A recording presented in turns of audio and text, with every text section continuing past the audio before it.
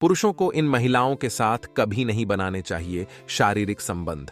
गलती से बना लिए संबंध हो जाएंगे बर्बाद, जान लिए तो कभी नहीं होंगे जिंदगी में बर्बाद।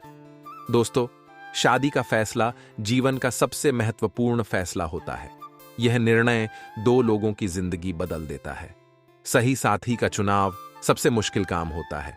यदि आप लव मैरिज कर रहे हैं तो ठीक, वरना अरेंज मैरिज करने वालों के लिए सही साथी का चुनाव करना बहुत ही चुनौतीपूर्ण होता है। गलत इंसान के साथ शादी हो जाने पर व्यक्ति मन ही मन पछताता रहता है और आखिरी में किसी गलत काम को अंजाम दे देता है। वह बाहरी लोगों में अपनी खुशी ढूंढने लगता है। कई बार तो वह नाजायज संबंध बनाने से भी नहीं चूकता है। लेकिन शास्त्रों की माने तो कुछ स्त्रियों से पुरुषों को भूलकर भी शारीरिक संबंध स्थापित नहीं करने चाहिए। चलिए जानते हैं कौन हैं वह स्त्रियां।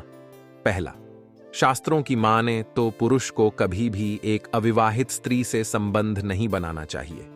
इसे पाप का दर्जा दिया गया है। पुरुष को शादी करने के बाद ही एक स्त्री से शारीरिक संबंध बनाना चाहिए। यदि कोई व्यक्ति जोर जबरदस्ती या कुंवारी लड़की से संबंध बनाता है तो उसे उसके साथ ही शादी भी करनी चाहिए। दूसरा, पुरुष को विधवा स्त्री से भूलकर भी संबंध नहीं बनाना चाहिए। यदि गलती से यह हो भी जाए तो उसे फौरन उस स्त्री से विवाह कर लेना चाहिए। शास्त्रों में ऐसे संबंधों को घोर पाप बताया गया है। तीसरा, ब्रह्मचर्य का पालन कर रही स्त्री या फिर ऐसी स्त्री जो कि कठोर तपस्या में लीन हो, उसे भूलकर भी संबंध नहीं बनाना चाहिए। ऐसा करने पर स्त्री की तपस्या भंग होगी, जिस वजह से आप महापाप के भागी बन जाएंगे। चौथा, अपनी दोस्त की पत्नी के बारे में गलत सोचना या उस पर बुरी नजर रखना बहुत गलत है। दोस्त की पीठ पीछे उसकी पत्नी से संबंध बनाना पाप के समान है।